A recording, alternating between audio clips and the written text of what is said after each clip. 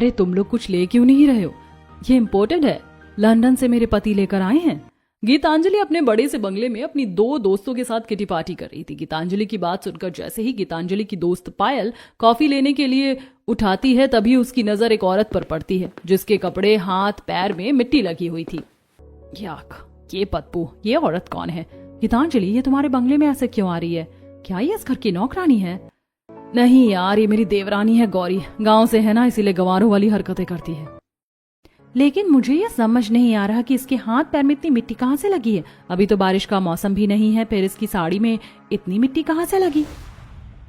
अरे यार, तुम लोग भी ना क्या है इस गांव की गंवार पर ध्यान दे रही हो? इग्नोर करो इसे और अपनी कॉफी एंजॉय करो। इसे तो मिट्टी में खेलना पसंद है, इसीलिए मिट्टी में खेल कर आ रही है। आखिर गीतांजलि गौरी से इतनी चिढ़ी हुई क्यों थी और गौरी के हाथ पैर, साड़ी में इतनी मिट्टी क्यों लगी हुई थी? क्या वो कहीं गिर गई थी या इसके पीछे कोई और वजह है? ये जानने के लिए हमें कहानी में थोड़ा पीछे जाना होगा। गौरी बेटा, टमाटर आराम से तोड़ना, टमाटर बहुत नाजुक होते हैं। ज्यादा जोर लगा दिया तो ये तुम्हारे हाथ में ही फट जाएंगे। और जरा देखकर, जहाँ तुम खड़ी हो वहाँ मिट्टी में थोड़ी फिसलन है। पिताजी, मुझे पता है कौन सा मैं पहली बार टमाटर तोड़ रही हूँ। आप इतनी चिंता मत कीजिए। गौरी का खेत बहुत बड़ा था। गौरी के पिता हरीश ने अपने खेत में लौकी, तोरई, करेला, भिंडी, टिंडा, कद्दू, खीरा, ककड़ी, परवल, बैंगन, मिर्च, टमाटर, काफी कुछ उगाया हुआ था। गौरी अपने पिता के साथ अपने खेत में टमाटर तोड़ रही थी, तभी उसकी नजर एक कीड़े पर पड़ जाती है। पिताजी, कीड़ा! गौरी चिल्लाते हुए जैसे ही पीछे हटती है, मिट्टी गीली होने की वजह से उसका पैर फिसलता है और वो सीधे बैंगन के पौधों पर गिरती है। लग गई रे, लग गई, बड़ी जोरों की लग गई। गौरी को बैंगन के खेत में गिरा देखकर हरीश उस पर काफी हंसते हैं। अरे गौरी, मैं तो पहले ही कहा था ध्यान से टमाटर तोड़ना, फिसल गई ना। देख, तूने पूरे कपड़े खराब कर लिए, अब तेरी अम्मा तुझे डांट लगाएगी। हरीश गौरी पर हंस रहा था, तभी उसका दोस्त रघु उसके पास आता है। और भाई, क्या बातचीत चल रही है बाप बेटी में? अरे रघु, देखना, गौरी खेत में टमाटर तोड़ने के लिए गई थी, लेकिन कीड़ा देखकर बैंगन में फिसल कर गिर गई। पिताजी, आप मेरा मजाक क्यों उड़ा रहे हैं? एक तो मुझे लग गई, ऊपर से आप मुझ पर ही हंस रहे हैं। गौरी को गुस्सा होता देखकर रघु कहता है, अरे गौरी बिटिया, तुम काहे गुस्सा हो रही हो? अरे तुम तो मेरी समझदार बच्ची हो। एक छोटा सा कीड़ा देखकर कोई भला डरता है क्या? रघु काका, मैं कीड़े से डरती नहीं, वो अचानक से कीड़ा मेरे हाथ पर आ गया तो मैं घबरा गई। अरे अच्छा, ये बता, वैसे रघु यहाँ कैसे आ रहा हुआ? तुझे मुझसे कोई काम था क्या?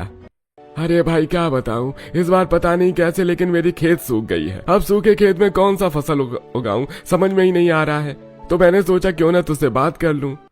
अरे सूखे खेत में तो मुझे लगता है ज्वार बाजरा की खेती अच्छी होगी।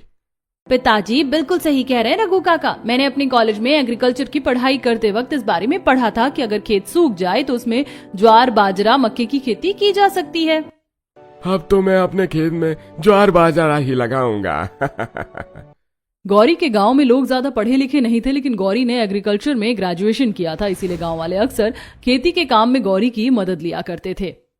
गौरी बिटिया, अरे कब तक गंदे कपड़ों में रहने का इरादा है? तुम्हारी अम्मा घर पर हमारा इंतजार कर रही होंगी, घर चलो। काफी देर हो चुकी है और दोपहर के खाने का वक्त भी हो गया है, मैं भी जाता हूँ खाना खाने के लिए। इतना कहकर रघु अपने घर चला जाता है। गौरी बिटिया, तो हमेशा मेरे खेत में मदद करती है, तेरी शादी के बाद कौन खेत संभालेगा? गौरी की शादी होने वाली थी। हरीश की बात सुनकर गौरी उदास हो जाती है। वो अपने पिता के साथ घर आ जाती है। गौरी के कपड़े और हाथ पैर में मिट्टी देखकर उसकी माँ पद्मा बहुत गुस्सा होती है। गौरी, तू बोल क्यों जाती है? तू बड़ी हो गई है, बस कुछ दिनों में तेरी शादी होने वाली है और तूने अपना क्या हाल बना रखा है? कब तक बच्चों की तरह मिट्टी में खेलती रहेगी? अब तो बड़ी हो जा मेरी लाडो। माँ, मैं मिट्टी में खेल नहीं रही थी, मैं तो बस खेत में पिताजी की मदद करने के लिए गई थी, लेकिन टमाटर के पौधे का कीड़ा मेरे हाथ पर चढ़ गया और मैं फिसल कर गिर गई। अच्छा ठीक है, तू बातें छोड़ और जाकर जल्दी से नहा ले। भूल गई, आज दोपहर में हमें तेरी शादी की शॉपिंग करने के लिए बाजार जाना है। अच्छा ठीक है माँ, मैं तुरंत नहा कर आती हूँ। गौरी बाथरूम जाती है और थोड़ी देर में नहा धोकर तैयार होकर आती है। माँ देखो, मैं तैयार हो गई हूँ, चलो अब हम लोग शॉपिंग चलते हैं। अच्छा ठीक है बेटा, चल। गौरी और पद्मा दोनों शादी की शॉपिंग के लिए बाजार जा रही थी, तभी नाथूराम गौरी को आवाज देता है। अरे गौरी बिटिया, अपनी अम्मा के साथ कहाँ जा रही हो? अगर तुम्हारे पास थोड़ा समय हो तो क्या तुम थोड़ी देर के लिए मेरा खेत देखोगी? मैं खाना खा कर आता हूँ। नाथूराम जी, क्या आपको पता नहीं आपकी गौरी बिटिया की शादी होने वाली है? कुछ दिनों में ये मुझे, आपको और पूरे गांव को छोड़कर अपने ससुराल चली जाएगी। अब आपको अपना खेत खुद संभालना पड़ेगा। अरे क्या तुम सच कह रही हो पद्मा बहन? हमारी गौरी बिटिया की शादी होने वाली है? हाँ नाथूराम जी, आपकी गौरी बिटिया बड़े बंगले की बहू बनने वाली है। अरे लेकिन मैंने तो सुना है कि बड़े बंगले के लोग तो अलग तरह का खाना खाते हैं, वो हमारी तरह साग सब्जी खाते ही नहीं है। वो अमीर होते हैं ना, इसलिए खास तरीके की चीजें खाते हैं। नाथूराम की बात सुनकर गौरी बड़ी परेशान हो जाती है। क्या सच में बड़े बंगले के लोग हरी साग सब्जी नहीं खाते हैं? अगर ये सच है तो मेरा क्या होगा? मैं क्या खाऊंगी? मैं तो वहां भूखी रह जाऊंगी। गौरी के मन में यही सारी बातें चल रही थी, लेकिन वो अपनी माँ से कुछ कहती नहीं है। वो पद्मा के साथ बाजार जाती है और बाजार से अपनी शादी की साड़ी, गहने, मेकअप का सामान और शादी में लगने वाली जरूरी चीज लेकर घर आ जाती है। शॉपिंग करने के बाद भी गौरी का मुंह उतरा हुआ था, जिसे देखकर। क्या बात है गौरी, तुम परेशान लग रही हो? कोई बात है तो मुझे बताओ। पिताजी, मुझे डर लग रहा है। आप लोगों ने मेरी शादी बड़े बंगले में क्यों तय की? नाथूराम चाचा बोल रहे थे कि बड़े बंगले के लोग हरी साग सब्जी नहीं खाते। अगर वे लोग साग सब्जी नहीं खाते हैं तो मैं तो भूखी रह जाऊंगी। अरे बेटा, नाथूराम की तो आदत है मजाक करने की। तू भी कहाँ उसकी बातों को लेकर बैठ गई? ऐसा कुछ नहीं है, बड़े बंगले के लोग भी हमारी तरह साग सब्जी खाते हैं, तू चिंता मत कर। अपने पिताजी की बात सुनकर गौरी शांत होती है। ऐसे ही दिन गुजरते हैं और फिर देखते ही देखते शादी का दिन आ जाता है। बड़े धूमधाम से गौरी और रवि की शादी हो जाती है और गौरी रवि के साथ गाड़ी में बैठकर अपने ससुराल आस्था निवास आ जाती है। गौरी, अब तुम बड़े बंगले की बहू बन गई हो, तुम्हारे ससुराल में तुम्हारा स्वागत है। रवि गौरी का हाथ पकड़कर उसे गाड़ी से उतरने में मदद करता है। गाड़ी से उतरने के बाद गौरी अपने आलीशान बड़े बंगले को देखती है, जो संगमरमर का बना हुआ था और धूप की रोशनी में जगमगा रहा था। रवि जी, आपके बड़े बंगले में इतना बड़ा गार्डन क्यों है? अरे गौरी, ये गार्डन नहीं बल्कि ये है हमारा लॉन। हाँ, मैंने फिल्मों में देखा है, विदेश में ऐसे ही गार्डन होते हैं। गौरी की बात सुनकर रवि मुस्कुरा देता है। अरे लॉन को छोड़ो गौरी, अब अपने बड़े बंगले के अंदर चलो, मेरा पूरा परिवार तुम्हारा इंतजार कर रहा है।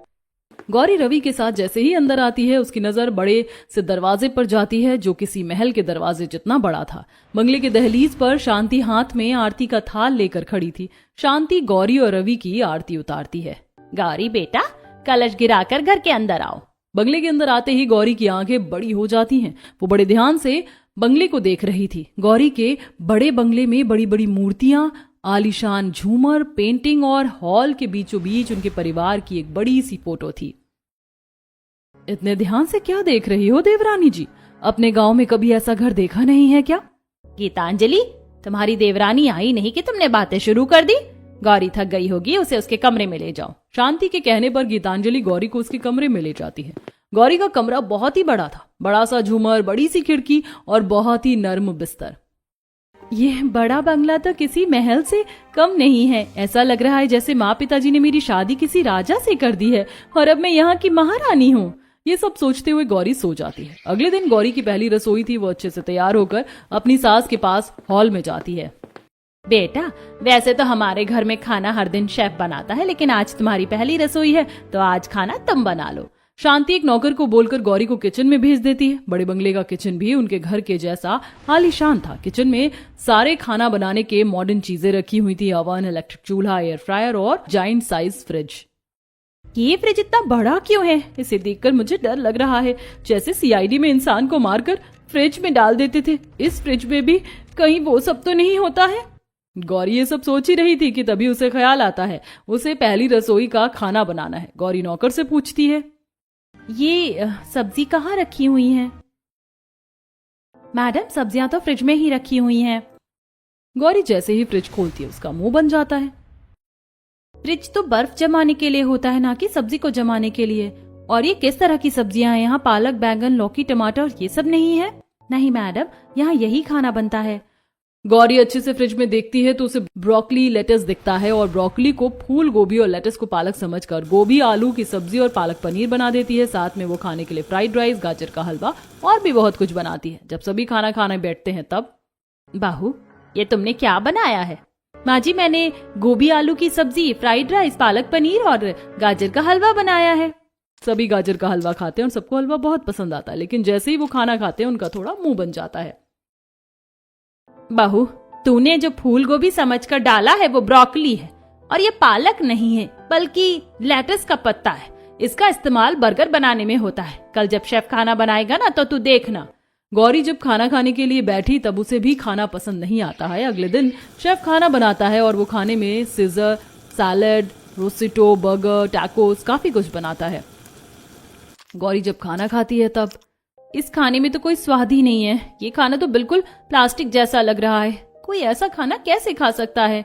ये हाई सोसाइटी का खाना है, तुम जैसे गंवारों को समझ में नहीं आएगा। गौरी थोड़ा बहुत खाना खाती है और फिर अपने कमरे में चली जाती है। गौरी से हाई सोसाइटी का खाना खाया नहीं जा रहा था। एक दिन वो रात में अपने कमरे में उदास बैठी थी। क्या हुआ गौरी, तुम उदास क्यों हो? और मैंने देखा तुमने ठीक से खाना भी नहीं खाया। रवि जी, मुझे इस तरह का खाना खाया नहीं जाता है। मुझे तो ताजी हरी सब्जियां खाने की आदत है। अरे ऐसी बात है तो चलो मैं तुम्हें खास जगह पर ले चलता हूँ। रवि गौरी को अपने बाइक पर बैठाकर शहर से दूर ढाबे पर ले आता है। इस ढाबे का मक्के की रोटी और सरसों का साग बहुत फेमस था, तो गौरी सरसों के साग के साथ मक्के की रोटी खाती है। ये खाना तो उस हाई सोसाइटी के खाने से ज्यादा अच्छा है, लेकिन इसमें भी वो बात नहीं है जो मेरे गांव की सब्जियों के बने खाने में होता था। गौरी रवि के साथ खाना खाती है और फिर बाइक में बैठकर घर आ जाती है। अगले दिन जब सुबह गौरी उठती है तब देखती है कि उसके घर के सामने बहुत बड़ा ट्रक खड़ा था। गौरी नीचे जाती है। ये सब क्या हो रहा है? गौरी, हमारे घर में सब्जियां खत्म हो गई थी ना, इसलिए सब्जी आई है। ये सब्जी अभी से मुरझाई हुई हैं और फ्रिज में रखने के बाद तो ये और मुरझा जाएंगी। गौरी तुम ज्यादा मत बोलो, समझी? हमारे यहाँ यही सब्जी आती है और तुम्हें भी हाई सोसाइटी खाना खाने की आदत डालनी होगी। ऐसे ही दिन गुजरते हैं और गौरी अपने ससुराल वालों का हाई सोसाइटी का खाना खा नहीं पाती है और एक दिन कमजोरी की वजह से बेहोश हो जाती है। शांति गौरी को डॉक्टर के पास लेकर जाती है। देखिए शांति जी, आपकी बहू ठीक से खाना पीना नहीं खा रही है, इसीलिए उसके शरीर में बहुत कमजोरी हो गई है। आपको उसके खाने का ध्यान रखना होगा। डॉक्टर की बात सुनकर शांति परेशान हो जाती है। शांति गौरी को घर लेकर आ जाती है। घर आने के बाद, गौरी बेटा, आखिर तुम ठीक से खाना क्यों नहीं खाती? हाँ गौरी, माँ बिल्कुल सही कह रही है, तुम्हें अपने खाने पीने का ध्यान रखना चाहिए। मैं क्या करूँ माँ जी, आप लोगों का विदेशी खाना मुझे खाया नहीं जाता है। वो साग बिल्कुल प्लास्टिक जैसा लगता है। मुझे तो गाँव की ताजी हरी हरी सब्जियाँ खाने की आदत है। लेकिन गौरी, तुम्हें तो पता है ना, हमारे यहाँ तुम्हारे गाँव जैसी हरी सब्जियाँ नहीं मिलती हैं। माँ जी, अगर आपको बुरा ना लगे तो क्या मैं लॉन में सब्जियाँ उगा सकती हूँ? गौरी बहू, क्या ऐसा हो सकता है? हाँ माँ जी, ऐसा बिल्कुल हो सकता है। हमारे लॉन की मिट्टी बहुत उपजाऊ है। माँ जी, मैं लॉन खराब नहीं करूंगी, बल्कि इस तरह से उसमें पौधे लगाऊंगी कि वो देखने में और भी अच्छा लगेगा। गौरी हॉल में सोफे पर बैठकर अपनी सास से ये बातें कर रही थी कि तभी गीतांजलि घर आती है। गीतांजलि के हाथों में 2-3 शॉपिंग बैग्स थे। वो बैग को नौकर को देती है और शांति के पास जाकर, मम्मी जी, कहीं आप इस गंवार की बातों में तो नहीं आने वाली ना? प्लीज गलती से भी इसे लॉन में खेती करने की परमिशन मत दीजिएगा, वरना ये हमारे बड़े बंगले को गांव बना देगी। गीतांजलि बहू, तुम चुप करो। गौरी की तबीयत ठीक नहीं है। डॉक्टर ने उसे अच्छे से अच्छा खाना खाने के लिए कहा है और वो ताजी हरी सब्जियां खाना चाहती है। अगर वो लॉन में थोड़ी सब्जी उगा भी लेती तो उसमें क्या दिक्कत है? गौरी बेटा, तुम लॉन में सब्जी उगा सकती हो। शांति की बात सुनकर गौरी बहुत ज्यादा खुश हो जाती है। वहीं गीतांजलि का चेहरा गुस्से से लाल हो जाता है। गीतांजलि पैर पटक कर हॉल से अपने रूम में चली जाती है। अरे गौरी, अब तुम्हें खाने पीने की कोई दिक्कत नहीं होगी। अब तुम अपनी सब्जी खुद उगा सकती हो। कल हम लोग मॉल चलेंगे और वहां से जाकर सारी सब्जियों के बीज ले आएंगे। रवि की बात सुनकर तबीयत खराब होने के बाद भी गौरी का चेहरा खुशी से खिल जाता है। शांति अपने रूम में सोने के लिए चली जाती है। रवि और गौरी भी अपने कमरे में जाकर सो जाते हैं। अगले दिन गौरी रवि को उठाती है। रवि जी, उठिए ना। अरे गौरी, क्या है, सोने दो ना। आज तो संडे है, कम से कम एक दिन तो मुझे चैन से सोने दो। रवि जी, क्या आप भूल गए? आज हमें मॉल जाना है। मॉल का नाम सुनकर रवि एक झटके में उठ जाता है। चलो गौरी, हम लोग मॉल चलते हैं। मॉल जाने से पहले नाश्ता तो कर लीजिए। अरे नहीं, अब तो मैं भी तभी नाश्ता करूंगा जब तुम्हारी शॉपिंग हो जाएगी। अब ज्यादा बातें मत करो, जल्दी से मॉल चलो। रवि की बात सुनकर गौरी भी साड़ी पहनकर तैयार हो जाती है। फिर रवि गौरी को गाड़ी में मॉल लेकर जाता है। मॉल में, गौरी, मुझे लगता है कि तुम्हारे बीज हमें एग्रीकल्चर सेक्शन में मिलेंगे। चलो सीधे वहीं चलते हैं। रवि गौरी को लेकर एग्रीकल्चर सेक्शन में जाता है, जहां पहले ही अलग अलग तरह के सब्जियों के बीज, अलग अलग साग के डंडे, सब कुछ मिल रहे थे। गौरी, तुम्हें जो सब्जियां उगानी है उनके बीज ले लो। रवि जी, यहाँ तो कई तरह की सब्जियों के बीज मिल रहे हैं। मुझे तो कुछ समझ नहीं आ रहा कि कौन सा बीज लूं और कौन सा नहीं। अरे गौरी, और तुम कितना परेशान होती हो। तुम बड़े बंगले की बहू हो, तुम्हें तो जो मन करे तुम वो बीज ले सकती हो। रवि के कहने पर गौरी अपने पसंद के कई अलग अलग तरह की सब्जियों के बीज खरीद लेती है और शॉपिंग करने के बाद घर आ जाती है। घर आने के बाद तुम्हारी शॉपिंग तो हो गई गौरी, अब मुझे खाना दे दो। सॉरी रवि जी, लेकिन मैं आपको खाना नहीं दे पाऊंगी क्योंकि मुझे अभी पौधे उगाने के लिए जाना है। आप किसी नौकर को बोल दीजिए ना खाना निकालने के लिए। गौरी की बात सुनकर रवि मुस्कुरा देता है। अच्छा ठीक है, तुम जाकर लॉन में सब्जियां उगाओ, मैं तो चला नाश्ता करके क्रिकेट खेलने। गौरी रवि की बात सुनकर थोड़ा मुस्कुराती है और फिर सीधे लॉन में चली जाती है। उसने पहले से ही नौकरों को सब समझा दिया था, तो वो सीधे लॉन में जाती है। नौकर उसके लिए कुदाल लेकर आ जाती है। गौरी कुदाल लेती है और लॉन के कोने में खुदाई शुरू करती है। मैंने खेती करने के लिए लॉन तो खोद लिया है, बस इसमें बीज बोना बाकी है। गौरी लॉन में 2-3 जगह गड्ढे करती है, फिर वो अपनी साड़ी का पल्लू मोड़कर लॉन में बैठती है और उसमें बीज बोना शुरू कर देती है। मालकिन, आप 2-3 जगह पर अलग अलग सब्जी के बीज क्यों डाल रही हैं? मैं हमारे लॉन में टमाटर, भिंडी, बैंगन, तुरई अलग अलग सब्जी उगाना चाहती हूँ, इसीलिए मैंने गड्ढों में अलग अलग सब्जियों के बीज डाले हैं। तुम लोग एक काम करो, जो पत्थर मैंने तुम्हें मंगवाने के लिए कहा था वो पत्थर लाकर हर गड्ढे की बाउंड्री पर रख दो। गौरी की बात सुनकर नौकर गड्ढों के चारों तरफ सुंदर पत्थर लाकर सजा देते हैं। बीज बोने के बाद गौरी अपने पौधों में पानी डालती है। ऐसे ही दिन गुजरते हैं। गौरी सुबह शाम अपने पौधों को अच्छे से पानी देती। कुछ दिन बाद लॉन में छोटी छोटी सब्जियों के पौधे उग जाते हैं। बस कुछ दिन और फिर मेरी उगाई पौधों में भी सब्जियां होंगी। छोटी बहू देखिए, आपकी मेहनत रंग लाई। यह पौधे कितने अच्छे लग रहे हैं। अब बस इनमें सब्जियां आ जाएं तो अच्छा होगा।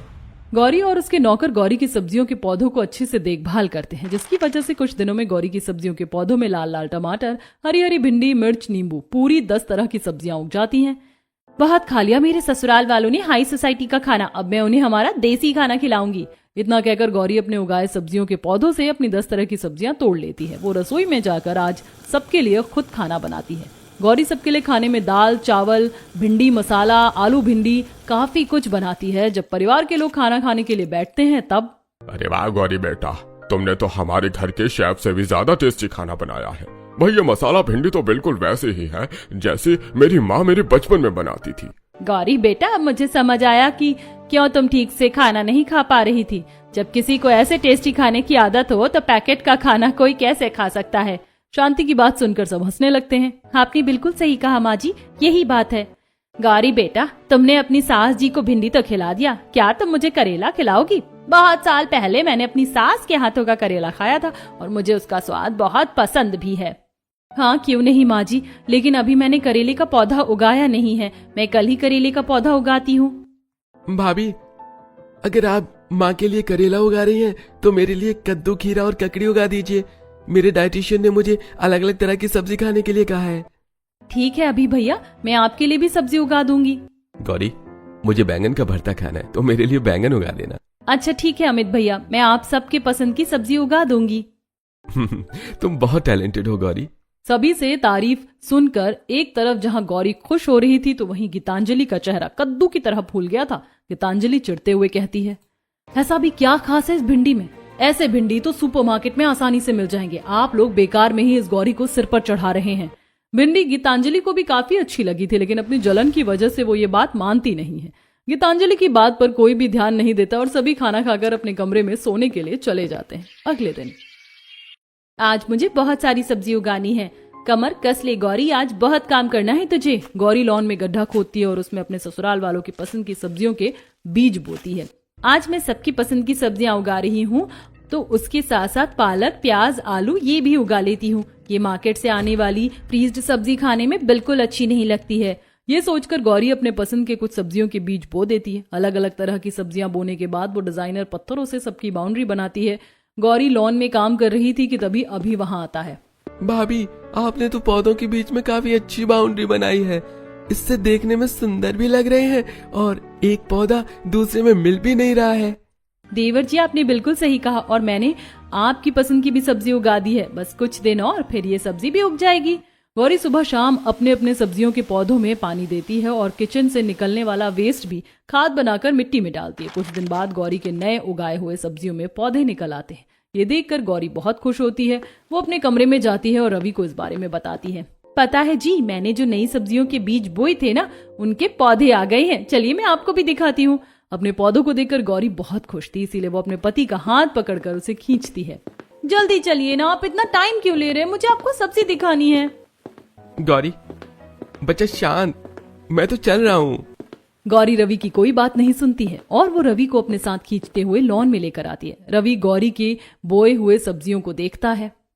अरे गौरी, तुमने तो बहुत अच्छा काम किया है। हमारा खाली लॉन देखने में बिल्कुल किसी मिनी खेत जैसा लग रहा है। अरे ये खेत ही तो है, बस मैं यहाँ थोड़े अलग तरीके से सब्जी उगाती हूँ। गौरी मुझे नहीं पता तुमने ध्यान दिया या नहीं, लेकिन जरा देखो तो तुमने 10 तरह की सब्जियां उगा दी हैं। अब तुम बड़े बंगले में 10 तरह की खेती करने वाली बहू बन गई हो। रवि की बात सुनकर गौरी हंस देती है। ऐसे ही दिन गुजरते हैं। गौरी की देखभाल से कुछ ही दिनों में उसके पौधों में बैंगन, लौकी, तुरई, ककड़ी सब कुछ दिखने लगती है। अरे छोटी बहू रानी, इतने दिनों की मेहनत अब जाकर रंग लाई है। आपके कद्दू, बैंगन, खीरा कितने ताजे लग रहे हैं। और नहीं तो क्या, हमने इतनी मेहनत जो की थी, सब्जियां तो अच्छी होनी ही थी। गौरी अपने नए सब्जियों के पौधे से बैंगन, खीरा, तुरई, कद्दू, करेला काफी कुछ तोड़ती है और फिर किचन में जाकर सबके लिए उनकी पसंद के खाना बनाती है। गौरी इतना अच्छा खाना बनाती है कि उसकी खुशबू से ही परिवार वालों को भूख लग जाती है। शांति हॉल में बैठकर कहती है, गौरी बहू की खाने की खुशबू से ही भूख लग रही है। पहले तो हम सिर्फ पेट भरने के लिए खाते थे, लेकिन गौरी की उगाई सब्जियों को खाकर सिर्फ पेट नहीं, दिल भी भरता है। आप बिल्कुल सही कह रही हो माँ। मैं तो सोच रहा हूँ खाने की खुशबू इतनी अच्छी आ रही है तो खाना कितना अच्छा होगा।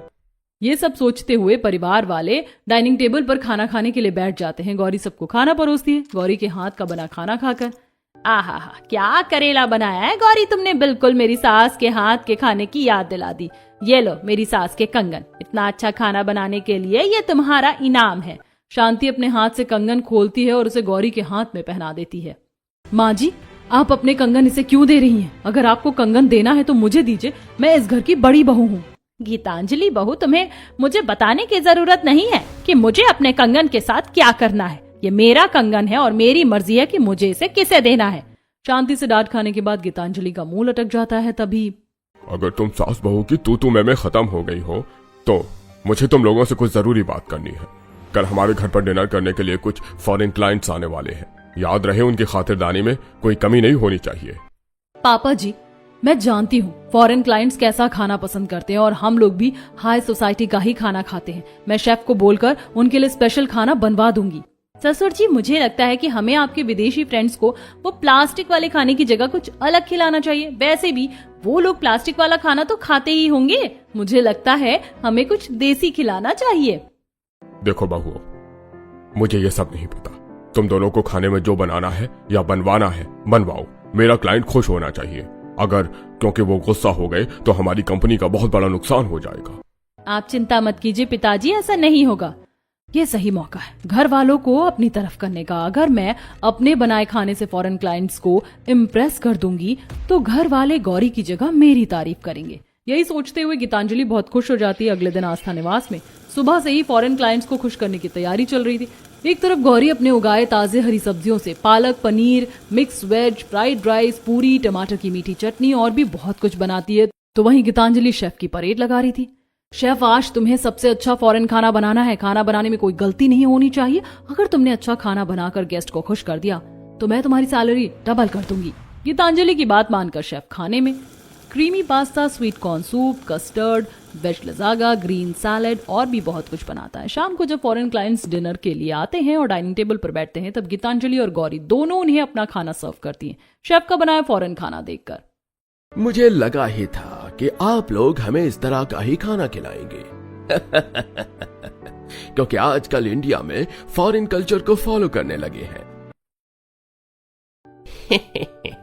क्या आपको सीरियसली लगता है कि आप लोग हमारा फॉरेन का खाना हमसे अच्छा बना सकते? सॉरी, बट मुझे आपके फूड का कलर ही पसंद नहीं आया।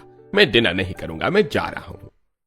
शेफ का बनाया खाना देखकर दोनों फॉरेन क्लाइंट्स का मुंह बन जाता है और वो जाने के लिए जैसे ही डाइनिंग टेबल से उठते हैं तभी, सर, ऐसे बिना खाना खाए नहीं उठते हैं। अगर आपको फॉरेन खाना नहीं खाना है तो मैं आपको बिल्कुल देसी खाना खिलाती हूँ। शायद आपने नोटिस नहीं किया, डाइनिंग टेबल पर फॉरेन के साथ देसी खाना भी रखा हुआ है।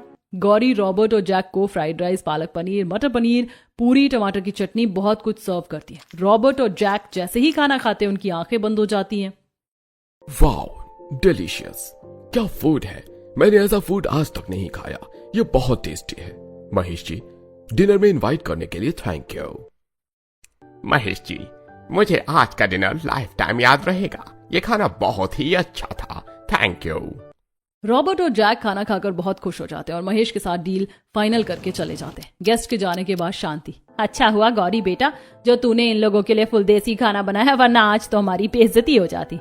और गीतांजलि बहू, गौरी से कुछ सीखो, जब देखो तुम दिखावा करती रहती हो। शांति की बात सुनकर गीतांजलि गुस्सा होकर पैर पटक कर अपने कमरे में चली जाती है। ऐसे ही दिन गुजरते हैं। एक दिन गीतांजलि ने किटी पार्टी करने के लिए अपने कुछ दोस्तों को घर बुलाया था। तभी गौरी अपने लॉन वाले मिनी खेत में काम करके वापस आती है। उसके हाथ पैर में मिट्टी लगी थी और साड़ी में भी मिट्टी लग गई थी, जिसे देखकर गीतांजलि की दोस्त पायल, याक, ये बदबू, ये औरत कौन है गीतांजलि, और ये तुम्हारे बंगले में ऐसे क्यों आ रही है? क्या ये इस घर की नौकरानी है? नहीं यार, ये मेरी देवरानी है गौरी। गांव से है ना, इसीलिए गंवारों वाली हरकतें करती है। इसे तो मिट्टी में खेलना पसंद है, इसीलिए मिट्टी में खेल कर आ रही है। इस तरह गीतांजलि गौरी की अपने दोस्तों के सामने काफी बेइज्जती करती है, लेकिन गौरी कुछ नहीं कहती। वो अपने कमरे में जाती है और फिर फ्रेश होकर कपड़े चेंज करके किचन में जाती है और अपनी उगाई हुई सब्जियों से गीतांजलि के दोस्तों के लिए खाना बनाती है। खाना खाने के बाद, इम्पोर्टेड कॉफी तो आपने पी ली, अब खाना भी खा लीजिए। मैंने आप लोगों के लिए स्पेशल खाना बनाया है। अच्छा, ऐसा भी क्या बनाया है तुमने? मैंने आप लोगों के लिए पनीर बटर मसाला, जीरा राइस, बूंदी का रायता, पुदीने की चटनी और ग्रीन सैलेड बनाया है। ये कैसा खाना है? हम लोग हाई सोसाइटी के लोग ऐसा खाना नहीं खाते। तुम गंवार इतना भी नहीं जानती हो? गौरी नौकर को इशारा करती है और गौरी के इशारे पर नौकर सारा खाना लेकर डाइनिंग टेबल पर रखता है। खाने की खुशबू से ज्योति और पायल दोनों को लालच आ जाता है। अब अगर तुमने हमारे लिए खाना बनाया है तो हम वेस्ट नहीं करेंगे, हम खाना खा लेंगे। पायल और ज्योति इतना कहकर खाना खाने के लिए बैठती हैं। गौरी का बनाया खाना खाने के बाद, यम्मी, ये खाना तो बहुत ही लाजवाब है। ऐसा खाना तो रेस्टोरेंट में भी नहीं मिलता है। गीतांजलि यार, तेरी देवरानी तो सच में बहुत अच्छा खाना बनाती है। ज्योति बिल्कुल सही कह रही है गीतांजलि, तेरी देवरानी तो सच में बहुत अच्छी कुक है। गौरी, तुम क्या बता सकती हो तुम्हारे खाने का स्वाद इतना डिफरेंट क्यों है? हाँ, क्यों नहीं, मैं आपको इतना टेस्टी खाने की वजह बताऊंगी नहीं, दिखाऊंगी। ज्योति और पायल दोनों खाना खा लेती हैं और फिर गौरी उन्हें लॉन में लेकर जाती है। मेरे खाने का सीक्रेट ये सब्जी है। ये सब्जी तो हमारे सिटी में मिलती ही नहीं है, वही तो मैं सोचूं तुम्हारा खाना इतना डिलीशियस क्यों लग रहा है। यार गीतांजलि बेकार में ही अपनी देवरानी की इंसल्ट कर रही थी। तेरी देवरानी गांव से है तो क्या हुआ, लेकिन बहुत टैलेंटेड है। हाँ, देखना कितने अच्छे तरीके से फार्मिंग किया है उसने। बड़े बंगले में 10 तरह की सब्जी उगाई है और उसके साथ में लॉन में कितने सुंदर सुंदर फूल उगाए हैं। ये तो बहुत ब्यूटीफुल है। ज्योति और पायल दोनों गौरी की बहुत तारीफ करती हैं। गौरी की इतनी तारीफ सुनकर गीतांजलि को अच्छा नहीं लगता। किटी पार्टी खत्म होने के बाद ज्योति और पायल दोनों अपने घर चली जाती हैं। ऐसे ही दिन गुजरते हैं। एक दिन गीतांजलि अपने कमरे में बैठकर गुस्से में कहती है, बहुत हो गया इस गौरी का गुणगान। गौरी की तारीफ सुनकर तो मेरे कान पक गए हैं। घर वालों को फ्रेश सब्जी खाना है ना, तो मैं उन्हें सब्जी खिलाती हूँ। गीतांजलि सुपरमार्केट जाती है और वहां से सबसे अच्छी क्वालिटी की फ्रेश ताजी सब्जियां लेकर आती है। जैसे ही गीतांजलि शेफ को अपनी लाई सब्जियां बनाने के लिए देती है, वैसे ही गौरी भी अपने खेत से सब्जियां तोड़कर शेफ को लाकर देती है। गौरी की सब्जियों को देखकर, मैंने इतनी महंगी सब्जी खरीदी, लेकिन इस गौरी की सब्जी तो मेरी लाई सब्जी से ज्यादा ताजी और फ्रेश है। गीतांजलि बिना कुछ कहे शेफ को सब्जी देती है और फिर अपने रूम में चली जाती है। गीतांजलि को भी धीरे धीरे एहसास हो रहा था कि गौरी की सब्जियां सच में अच्छी होती हैं, लेकिन अपने घमंड और जलन की वजह से वो ये मानने को तैयार नहीं थी। ऐसे ही दिन गुजरते हैं। एक दिन गीतांजलि आईने के सामने बैठकर मेकअप कर रही थी, तभी अमित, गीतांजलि देखो मैं कितना फिट लग रहा हूँ और मेरे कपड़े भी अब मुझे लूज हो रहे हैं। ये सब प्रिजर्व फूड की जगह ताजी सब्जी खाने की वजह से हुआ है। अमित जी को पहले कपड़े कितने टाइट होते थे, लेकिन अब ये कितने हेल्दी और एनर्जेटिक लग रहे हैं। सच में ताजी सब्जियां खाने का असर इनमें दिख रहा है। ये सब सोचते हुए गीतांजलि अपने बेटे सोनू के कमरे में जाती है। सोनू बेटा, कब तक गेम खेलते रहोगे? चलो चलकर नाश्ता कर लो। मालकिन, छोटे मालिक अपने कमरे में नहीं है, बल्कि वो तो छोटी बहू रानी के साथ लॉन में खेल रहे हैं। नौकर की बात सुनकर गीतांजलि लॉन में जाती है। वो देखती है उसका बेटा लॉन में सब्जी तोड़ रहा है और तितली के साथ खेल रहा है। अपने बेटे को खेलते कूदते देखकर गीतांजलि की आंखों में आंसू आ जाते हैं। गीतांजलि गौरी के पास जाती है। गौरी, मुझे माफ कर देना, मैंने तुम्हारी बहुत बेइज्जती की, लेकिन तुमने शुरू से परिवार वालों के बारे में अच्छा सोचा, उन्हें ताजी सब्जियां खिलाकर उनकी सेहत को बेहतर किया। और मेरा सोनू वीडियो गेम छोड़कर कमरे से बाहर आता नहीं था, वो देखो तितलियों के साथ खेल रहा है। मैं तुमसे जितनी माफी मांगू उतना कम है, हो सके तो मुझे माफ कर देना। दीदी, आपको माफी मांगने की कोई जरूरत नहीं है, आप तो मेरी बड़ी बहन जैसे, और सोनू तो बहुत प्यारा बच्चा है, मुझे उसके साथ खेलने में बड़ा मजा आता है। अब से मैं भी बड़े बंगले में 10 तरह की सब्जी उगाने में तुम्हारी मदद करूंगी। इस तरह गीतांजलि का एक जलन और घमंड दोनों दूर हो जाता है और फिर गीतांजलि और गौरी दोनों मिलकर अपने बड़े बंगले में 10 तरह के अलग अलग सब्जी उगाती हैं और अपने परिवार वालों को खिलाती हैं।